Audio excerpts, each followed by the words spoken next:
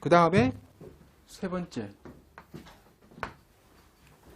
올바른 평가 방법.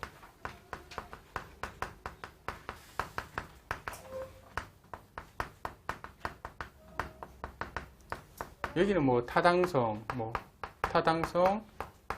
신뢰성, 타신, 그 다음에 수용성, 그 다음에 실용성, 이런 게 있어요. 타신, 수실이라고 이제 인사평가를 하면서 제일 중요한 건 타당성과 신뢰성과 수용성과 실용성이 있어야 된다. 요 네 가지인데, 타당성은 뭐냐니까, 미리 좀 설명해서 드릴게요. 타당성은 목적에 부합하냐, 부합하지 않느냐예요. 여기, 선발. 자, 선발에서 예측치를 통해서 합격한 사람들이 회사에 와서 성과를 냈다. 이건 타당성이 상당히 높은 거예요. 타당성이 상당히 높은 선발 도구가 되는 거예요. 목적한 바를 이루었기 때문에. 근데 선발 도구를 통해서 뽑힌 사람이 성과를 내지 못한다. 그러면 뭐가 떨어진다? 타당성이 떨어진다. 이루고자 하는 목적한 바를 이루지 못했기 때문에. 그 다음에 신뢰성은 뭐냐니까 정확성이에요. 이 평가를 했는데 평가에 오류가 안 나는 거. 그러니까 평가를 했는데 인사팀에서 보면 알잖아요. 대체로 관대화 나오죠. 그거 다 평가 오류예요. 신뢰성이 떨어지는 거. 평가 오류가 관대화가 되든 중심화가 되든 엄격화가 되든 아니면은 뭐 쌍봉이 되든 이런 것들은 다 평가 오류가 되는 거죠. 그건 뭐냐니까 평가의 어떤 설계가 잘못됐든지 아니면 평가자가 오류를 범했든지 그런 것들이 다 평가 오류가 되고 그런 평가 오류가 나타나면 평가의 신뢰성이 떨어지는 거죠. 중심화 경향이 상당히 많이 나타나는 경우가 많아요. 보면 보통 왜? 중심화는 왜 나타나는지 아세요? 내가 피평가자를 몰라서 나타나요. 모르기 때문에 그냥 중간에다가 찍어버리는 거. 5, 4, 3, 2, 1 있으면 3점을 찍는 거죠. 그럼 중심화 경향이 나타나는데 이걸 해결하기 위한 방안이 뭐예요? 강제배분? 강제배분도 있죠. 강제배분인데 그거는 뭐냐니까 결과가 나온 걸 조정하는 거잖아요. 결과가 나오기 전에 조정하는 방법은 뭐죠? 6점 촉도하면 돼요. 6점 촉도하면 중간에 못 주죠. 3을 주든 4를 주든 할 수밖에 없죠. 3을 주든 4를 주려면 뭘 해야 되죠? 적어도 피평가자에 대해서 공부를 할 수밖에 없어요. 그렇게 유도하는 거죠. 그게 제가 컨설팅 현장 가서 직접 적용한 거예요. 만족도 아주 좋아요. 일단 중심화가 안 되니까 뭔가 분포가 되죠. 분포가 되면 편차가 생기죠. 그러면은 급여 결정하는 것도 상당히 좋아지죠. 그리고 중심화가 없으니까 뭐든지 할 때 가치 판단을 하기에 좋아요. 아니, 우리 공부할 때는 가치 판단하면 안 되지만 실무를 할 때는 가치 판단을 해야 되죠. 왜? 선발을 해야 되잖아요. 해외 주재원을 누구를 뽑을 것인지 승진을 누구를 시킬 것인지 그건 가치 판단이 필요하죠.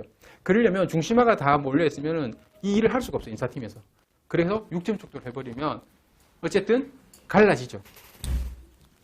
인사팀 계신 분들은 참고하시고 5점 촉도 하고 있으면 6점 촉도를 한번 바꿔보십시오. 평가 오류가 상당히 많이 줄어들어요. 나중에 합격하시고도 요거 현장 가서 써먹으면 좋습니다.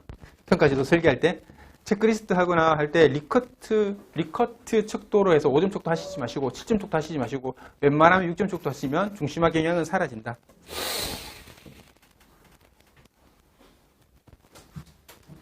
그렇고 4번은 평가 오류.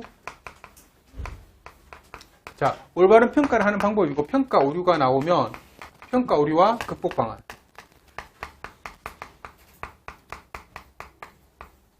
평가는 중요하죠. 평가는 중요하기 때문에 오류가 나면 안 돼요.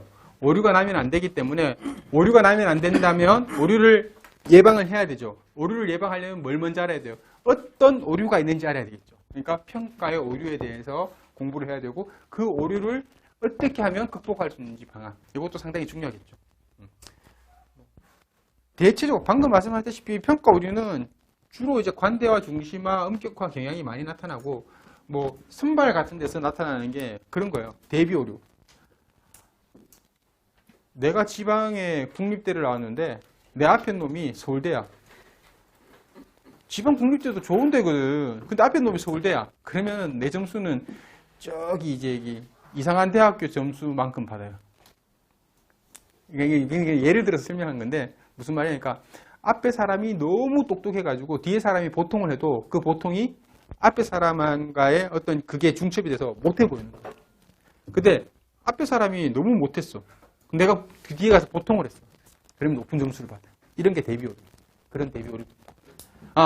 또 오류가 많은 게 뭐냐니까 평가할 때 오류가 많은 게 연초에 MBO를 세우는데 연초에는 일 안 하고 있죠. 연말에 몰아서 하죠. 그게 최신화 오류예요. 집에 갈 때 일을 하는 거. 집에 갈 때. 아침에 비몽사몽 있고 저녁에 술 마시고 비몽사몽 있다가 오후쯤 돼서 일하는 거죠. 그러면은 팀장 입장에서는 일 열심히 하네. 그러다 야근까지 하면 와 하죠. 그게 전부 다 최신화 오류를 이제 이용하는 거죠. 그런 걸 잡기 위해서 막 OK라는 이런 방법들이 나와요. 그러니까 연말에 한번 평가하는 게 아니라 분기별로 막 평가를 시키는 거죠. 그런 것들이 그런 어떤 오류들을 잡기 위해서 평가 방법이 계속 개발되는 거예요. 그리고 MBO가 가지고 있는 한계가 뭐냐니까 너무 재무적인 평가만 하고 있는 거죠. KPI 수립에서 정량적으로만 계속 하다 보니까 비정량적인 부분들을 다 놓치고 있는 거죠. 이런 비정량적인 부분들을 보완하는 게 뭐다? BSC, 밸런스 스코어 카드. 그죠? 그런 것들이 계속 평가 방법으로 나오는 거예요. 그리고 그런 것들이 언젠가는 우리 시험에 반드시 나올 거예요. 아직 BSC도 정확하게 나오진 않았지만 한번 나올 거라고 저는 생각을 하고 있고 계속 BSC 몰고 있고 그 다음에 OKR도 언젠가는 나올 거라고 생각하고 계속 밀고 있는데 4년째 안 나오고 있어요. 근데 어떻게 한다? 나올 때까지 계속 밀어야 되겠죠. 나오면은 제가 혼자 맞춘 거니까. BSC도 그렇고. 어쨌든 모의고사는 계속 낼 겁니다. 준비하시고. 어제까지 안 나왔는데 안 나오겠지. 그런 일은 없습니다. 언젠가 한번 분명히 나올 것 같아요. 어쨌든 왜 나올 수밖에 없냐니까 아직도 주류는 MBO예요. MBO지만 MBO가 가지고 있는 한계는 분명히 있어요. 이 한계를 극복하기 위해서 OKR도 나왔고 BSC도 나왔고 바스도 나왔어요. 근데 바스는 오래전에 나왔기 때문에 지금 시험 문제 2번씩 나왔단 말이에요. 근데 바스 2번 냈죠. 낼 거 없잖아요. 이제는 뭔가 또 다른 쪽으로 한번 패러다임이 넘어가야 되지 않겠냐. 그게 제가 봤을 때는 BSC나 아니면은 그거죠. OKR. 그리고 어세스먼트도 작년에 나왔어요. 평가센터법이라고 해가지고 이거는 관리자 선발이라서 평가에서는 안 다뤄요. 실질적으로 평가에서는 안 다루는데 작년에 시험 문제를 그렇게 냈더라고요. 중요사건 기록법도 원래는 여기서 해요.